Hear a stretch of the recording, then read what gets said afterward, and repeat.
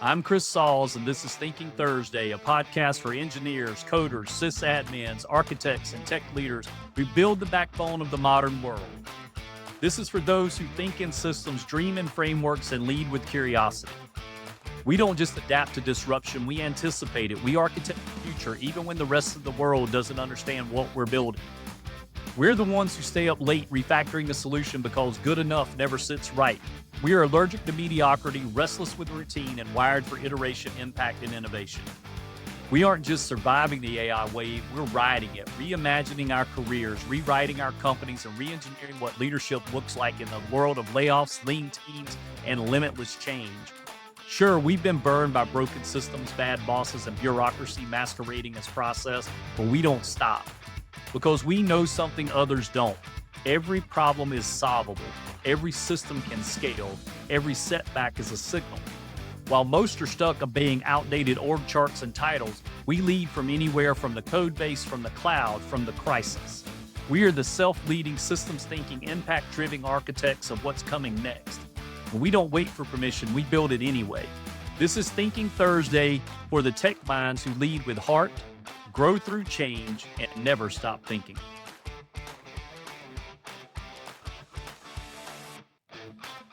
We have a special guest today, Chris Atwell. He's a transformation strategist and mindset performance coach, specializing in helping owners of manufacturers' rep agencies, leaders, and entrepreneurs unlock their next level by conquering the invisible battles that limit success: doubt, fear, burnout, and vision misalignment. Chris brings a potent blend of strategy, science, and soul to performance transformation. He's the founder of Mindset Conquest, a coaching and content brand built around the idea that the biggest breakthroughs don't come from external hustle. They come from internal clarity and rewiring the way we think, act, and lead.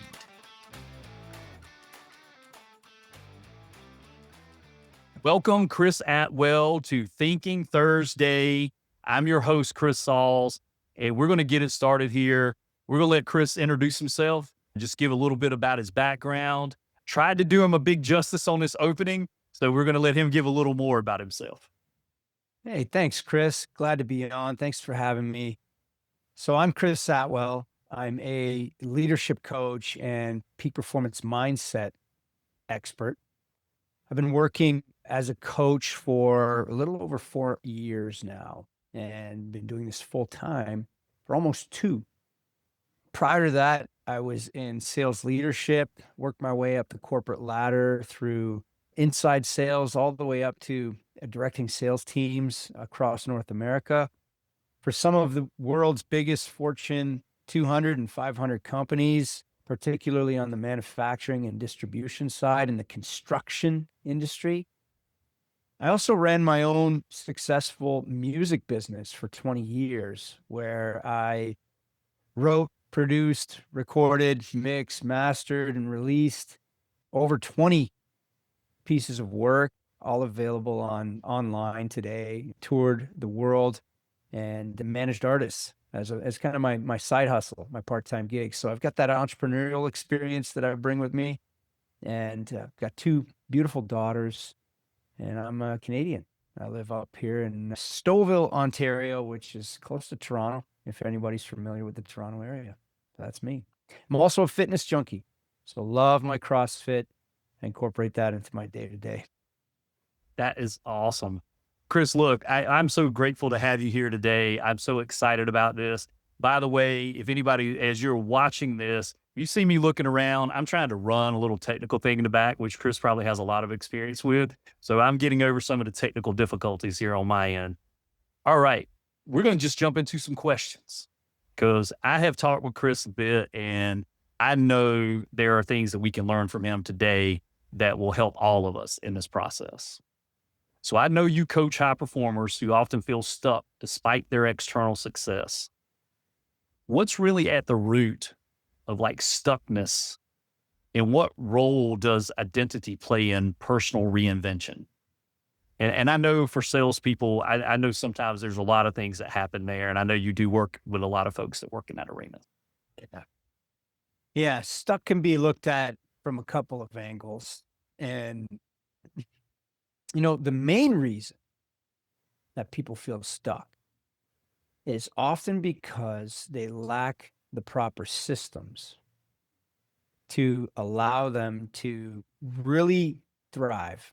I'll give you an example, right? If your sales are flat and you've hit a ceiling in your business, 9 times out of 10 is because you don't have a system to drive a sales process, an effective sales process, right? So if you have a system like a CRM and you're utilizing it holistically, fully, and you're putting opportunities in there on a regular basis and you're visiting those opportunities daily, and you have a system and a process in place that walks you through every stage of that sales conversation, and you're following it by the book, usually there's a tool there that's available that's going to allow you to get unstuck from that side of things, because your success is only as good as your systems when it comes to business, right? And that's one example. So you want to take a look at where you're stuck, and there could be bottlenecks in your business, as in your sales process, that are creating that stuckness. That's the business side of things. But then there's the stuckness from a personal standpoint. And you bring up the word identity. And I heard this great story from one of my mentors. He had a practice in New York City in Manhattan. He's a chiropractor, all right? And he practices network spinal analysis as well, which is a really holistic style of chiropractitionery. And he had a woman come into his office one day. She's in a wheelchair, and she had a dream where she wanted to start walking again. Okay, that was her intent. She's like, I want to walk. But she'd been in that wheelchair for 20 years. Okay. And he worked on her for months and months, and finally unlocked, and she started to walk. Absolutely beautiful, right? And he's really proud of how far she'd come. She'd done the work. And a week later, she didn't show up for her appointment. 2 weeks, 3 weeks, a month goes by. She ghosted him, never came back. Okay. And he's walking down the street in downtown Manhattan, and who does he see? He sees this woman in her wheelchair rolling around. And I share this story because that woman was feeling stuck and wanted to get out of the wheelchair. However, her identity was so tied to being in the wheelchair that she felt so comfortable there, Right. that she decided to go back in. And that's exactly where many of us end up, is we end up in that wheelchair, and that we're comfortable in the chaos. We're comfortable in the wheelchair. We have identified ourselves as part of our identity as being that version, and getting through that, getting past that, takes a lot of work. That is an excellent example of, well, I think about comfort zones, and I think about how many times we relate ourselves to our role. Thinking about, like, right now, how AI is affecting from a technology standpoint for all the jobs and things that people are getting involved in. And the question comes to me quite often is, well, is AI going to eliminate my job? It's not going to eliminate your job. It's going to eliminate your role, and that role is going to move. And you just have to be prepared for that. But how many people are in that comfort zone? Exactly what you're talking about is they're going to want to go right back to that space that they've always been in and be there, versus being in the moment of, what does that really mean to work on this other side? That is a transformational story that anybody should be able to learn the lesson of. Be careful when you're trying to get out of your comfort zone. Like, be reminded that you have to want that new identity. You have to want that. That's amazing. And your old identity, I mean, that's a part of you. That's what shaped you. That's how you got to where you are today. And that identity is going to fight for its survival. Oh, it Right? definitely, it fights for survival with me. I've been in tech for so long. I feel like now, out doing coaching just in the past few months, being full time at it, it's so different. Just the freedom, but then also the moment of, well, I'm not, I can't just lean back on something that I've done for 3 decades. Wow, that was great. So let's just jump into, we're going to go with this one here. I think this is one that's also right now that stands out to me with a lot of people. Burnout. Mm-hmm. How can leaders use burnout as a catalyst for transformation rather than a crash? Yeah. Yeah, it's a great question because so many leaders, particularly entrepreneurs and owners of businesses, are wearing all the hats. They're stretching themselves thin. Uh, they don't leave much bandwidth left for themselves and for life. I was speaking with the owner of a manufacturing facility in Rhode Island last week, and she's doing 15, 16-hour days back to back to back, 7 days a week, right?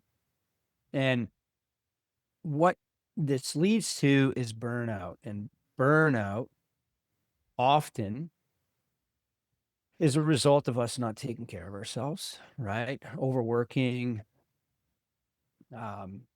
maybe not sourcing ourselves with hydration, nutrition, rest, all of those critical things, regular exercise, getting out of our chair, right? Imagine being sitting in a chair 16 hours a day. Ooh, right?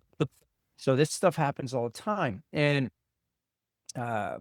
inevitably, if we treat ourselves that way, burnout's going to happen. And for me, I'll give you a personal story. I burned out back in 2021. I was overtraining and to kind of premise the story, I mean, I was a successful sales leader. I have my beautiful family, own the house, all the toys that I could have ever imagined. Everything on the outside externally looked fantastic. But on the inside, I was running my music business, sales leader, overtraining in the gym. And quite frankly, one of the pain management techniques that I was using was called binge drinking. I was drinking a lot in the evenings and on the weekends to try to unwind, right? To unwind and whatnot. But it was doing more harm than good. And I was slowly reaching a breaking point, thinking that, if I was the first one up and the last one to bed every night, I can fit more in than the average individual. And my body shut down. I ended up in the hospital with what was called rhabdomyolysis. And this is a kidney condition where your muscles break down and the enzymes that come off of the muscles block your kidneys. And I woke up in the morning. I couldn't even stand up. I couldn't lift my arms, and I was pissing black like Coca-Cola. All right. It was scary. I was like, what is going on? I checked myself into the hospital. They diagnosed me with this, and they did everything in their power for 5 days, connected me to IVs to avoid kidney dialysis. Wow. Okay. And that's a result of me pushing myself too hard and hitting burnout, an extreme case of burnout. Right. All right. But your question was around how can you use that burnout as a catalyst of some sort, right? Rather than a failure. And for me, when I came out of that hospital, I realized that I needed to change. It was, look, what I'm doing is not sustainable. My wife made it known as well, right? She was very scared and terrified after the situation during.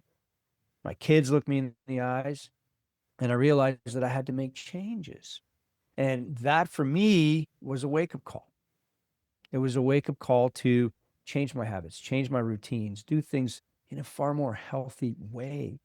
Yeah. Which to me, if you want to avoid burnout,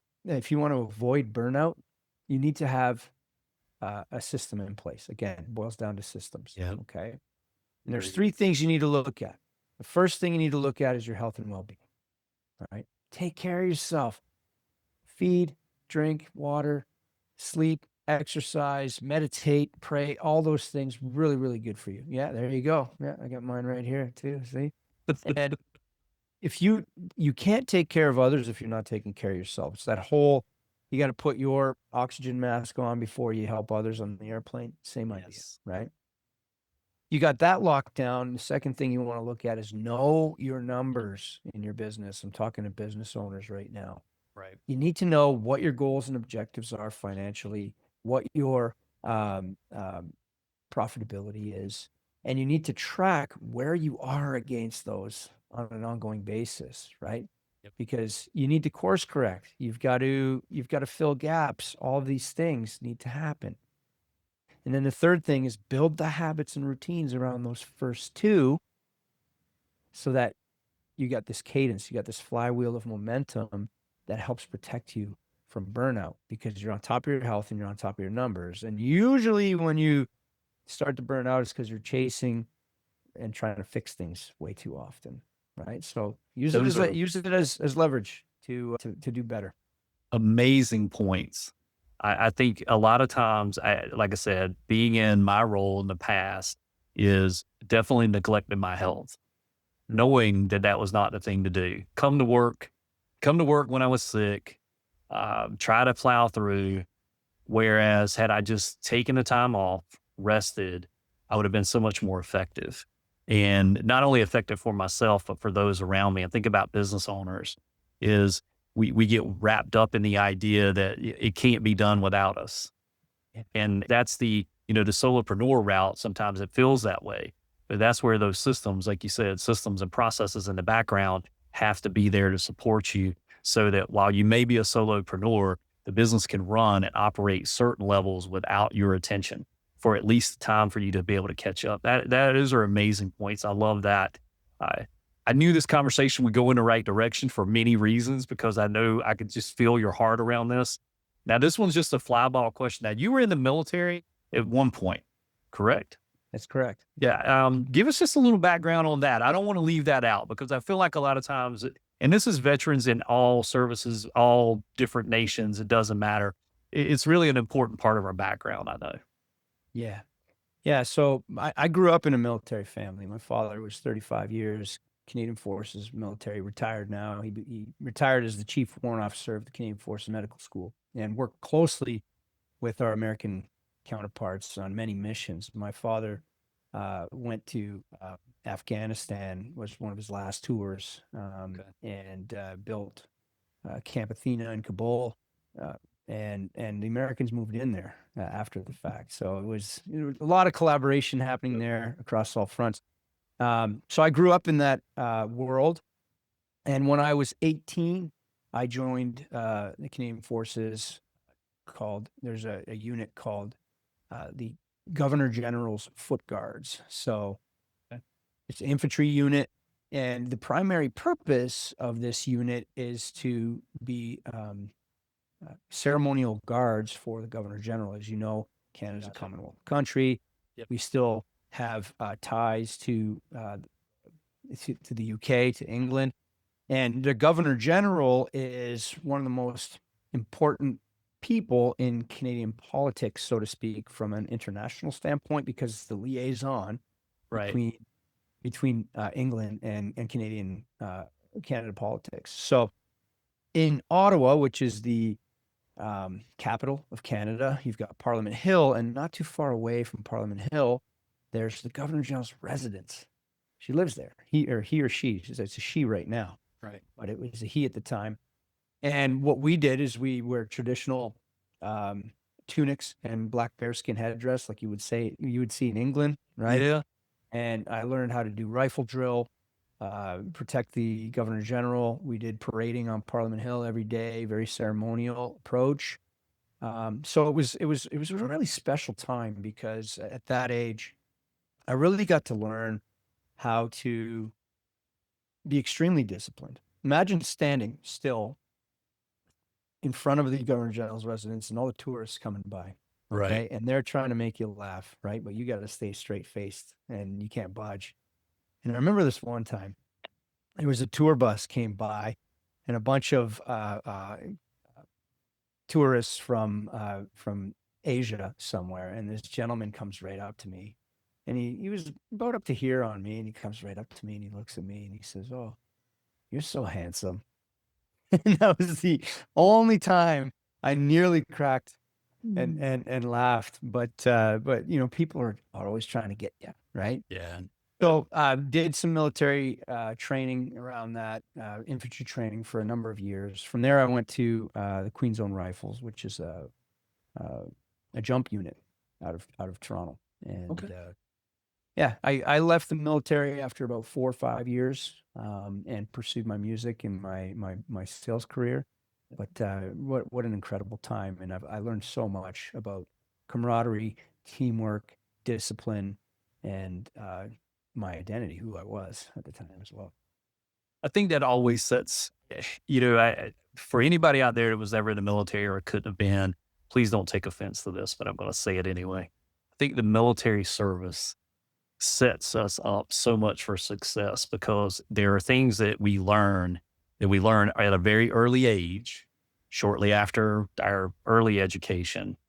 And it sets a tone for a lot of things going forward, is like knowing to be resilient, such as a lot of people would say, oh, well, you were guarding you're guarding this particular place and you're wearing this dress or you're wearing this particular uniform, but that professional dress is difficult to maintain. It's also the thing of it's got to be exactly right every day.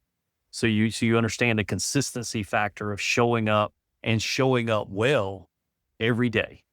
And that well may not be the exact same as it was yesterday. You might not win the uniform contest. I know for me, that used to be one where they would do inspections. And as they're doing those, you're not going to always be top dog every day. No. But you're working at it to be there and to be at your best. And I think that's something that the military instills. It instills that a drive to want to be at your best. And like I said, your best doesn't mean it's going to beat everybody, but you being at your best and knowing your identity, it helps a lot. I appreciate you sharing that. That was fantastic, by the way. I learned more. I learn more every time. I'm enjoying that part. All right, let's jump into see what we're looking at here. I'm keeping track of time. I'm doing all kinds of things today. I'm trying to keep myself on track. As everybody knows, and I told Chris this, Thinking Thursday is like a free-for-all of things that come to my mind. I did prepare some questions for those of you that think I don't put lists of things together. I love picking at those that do follow me on a regular basis. My high eye from the DISC assessments sometimes get me in trouble. All right. Let's see here. I like this one too. This one seems to be a good one. In this era of information overload, comparison, algorithm-driven validation, how can leaders build unshakable internal trust to take bold next-level moves? And I think I'm going to paraphrase that one a little bit. That's a long question. But, how do we overcome the self-doubt that exists in teams today with the uncertainty that AI is bringing to the market? So you want to be unshakable as a leader, but it's fair to say most of us have those moments where the self-doubt creeps in, right? I call those the pirates, all right? The pirates, they start telling us things. You're not good enough. Your team's going to fail. Oh, you're going to go broke. All the things, right? But here's the thing. Pirates are thoughts. Self-doubt is a thought. We do not own our thoughts. Thoughts live out here, all right? It's a radio station, all right? So depending on what radio station you're on, you can pick and choose what do you want your thoughts to be. And if you're on the self-doubt channel, well, change the channel. Change the channel to self-belief. And it sounds easier said than done, of course. And that's where it's so important to build those habits and routines that I was talking about earlier around your health and well-being, because you can rewire yourself. So you can, if you're tired, okay, the pirates are going to take advantage of you. But if you're sourced and rested and on top of your game, they don't stand a chance, right? Because when you're rested and well-fed and feeling like $1,000,000, you're not thinking about self-doubt. Most of the time, you're telling the self-doubt to go take a walk, get out, right? So you want to take care of yourself and recognize that you do not own your thoughts, and you can change that channel any given time. All right. The self-doubt around AI, that's a real thing. Everybody's worried about AI taking over their job role. But AI is not going to replace you. Somebody who knows how to leverage AI will. Very So good. Yes. yeah, It's a great answer right there. yeah. So we live in a time right now where there are so many tools coming our way that we have this opportunity to learn. And if you want to know how cool AI is, if you're worried about AI, open up ChatGPT and say, I'm worried about AI taking over my role. What can I do in order to protect myself and ensure that this doesn't happen to me? Oh, right. So leverage the tools. And this is where we are living in an era where artificial intelligence is just it's in its infancy. So if Exactly. we can start to include it in our day-to-day in the most simple way, all right, open it to ask questions rather than use Google, right? ChatGPT or Claude. Okay. And now Google's Gemini is actually really good. So you're kind of using AI when you're doing a Google search now, Right. right? But think of how you can use it to build those systems that I'm talking about in your day-to-day. So if your sales process has a bottleneck, talk to ChatGPT, explain to it, give it some context. You know, I'm in this business. Here's the bottleneck I'm experiencing. All right, I need you to act like a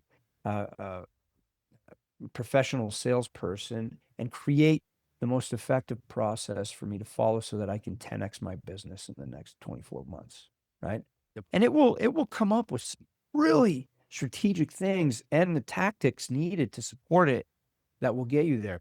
So if you're having doubt about AI, chances are you're not using it, Mm. right?